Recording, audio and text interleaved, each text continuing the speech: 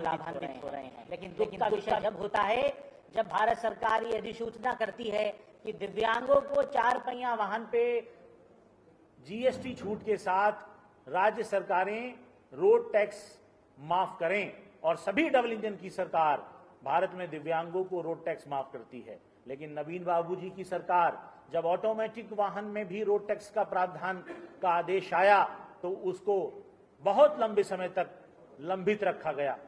उड़ीसा के तमाम दिव्यांगों ने हमें यह अवगत कराया।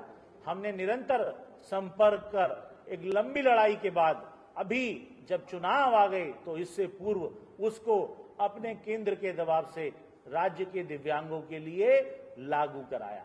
ऐसी बहुत सारी योजनाएं हैं जो राज्य सरकार की लापरवाही के चलते दिव्यांगों तक नहीं पहुंच पा रही, लेकिन मोदी जी अपनी गारंटी देकर यह सिद्ध करना चाहते हैं कि हम दिव्यांगों के सशक्तिकरण में आने वाली किसी भी बाधा को हर संभव हर तरीके से हटाएंगे। और इसीलिए माननीय प्रधानमंत्री जी ने, भारतीय जनता पार्टी ने निरंतर तीसरी बार हम लोगों के आग्रह पर अपने संकल्प पत्र में दिव्यांगों के लिए न ही सिर्फ अध्याय दिया बल्कि इस संकल्प पत्र के माध्यम से मोदी की गारंटी में यह स्पष्ट किया गया है कि आने वाली सरकार में दिव्यांगों के लिए बनाए जाने वाले सभी सहयोगी उपकरण बहुत ही विकसित तकनीक के साथ बनाए जाएंगे और उनके स्थापित किए जाने वाले सभी निर्माण संस्थानों को और तेज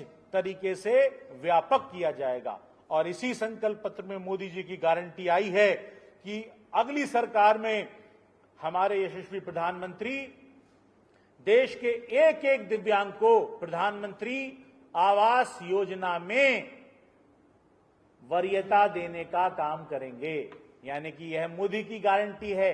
मोदी की गारंटी है कि प्रत्येक दिव्यांग को जिसके पास भवन नहीं था उसको भवन देने का काम इस कार्यकाल में किया जाएगा।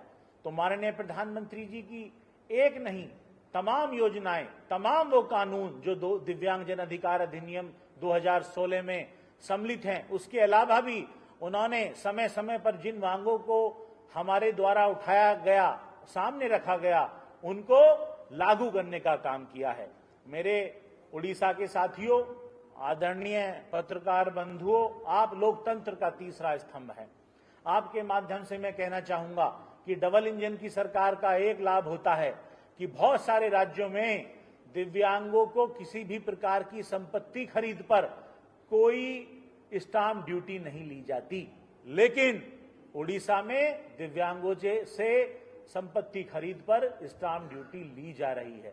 दिव्यांगजनों को हाउस टैक्स वसूला जा रहा है। और वहीं दूसरी तरफ जो डबल इंजन की सरकारें हैं वहां दिव्यांगजनों से ना ही स्टाम्प ड्यूटी ली जाती है किसी संपत्ति खरीद पर और ना ही उनसे कोई हाउस टैक्स या वाटर टैक्स लिया जाता है।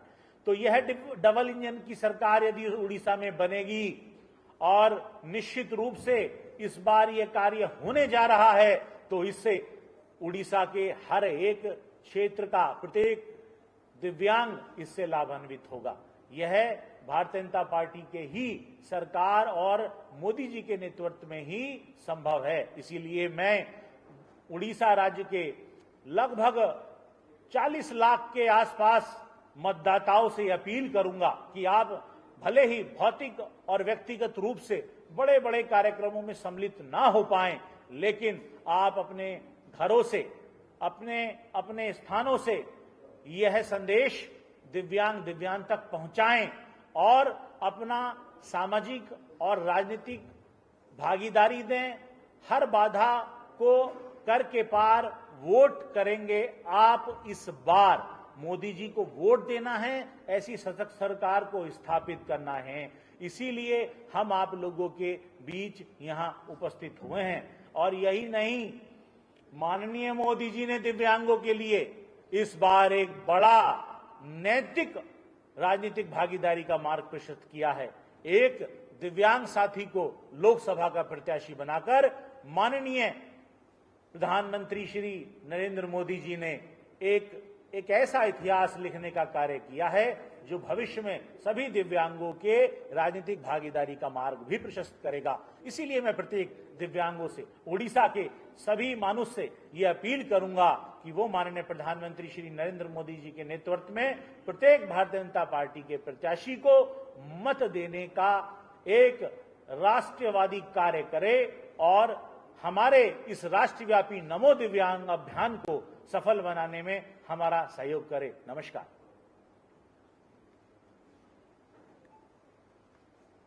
धन्यवाद देवी। राज्य बीजेपी तरफ राज्यवासी तरफ विकास भाई को कोई प्रश्न नहीं। मोदी ग्यारंटी मोदी संकल्प दिव्यांगों जो प्रतिश्रुति जो संकल्प रही बहुत सुंदर भाव व्याख्या कले। दिव्यांगों मोदी जी को प्रतिबद्धता को से माध्यम आमको अवगत कराइले। यदि ये प्रसंग किसी प्रश्न थाए आप प्रश्न पचारि पारे।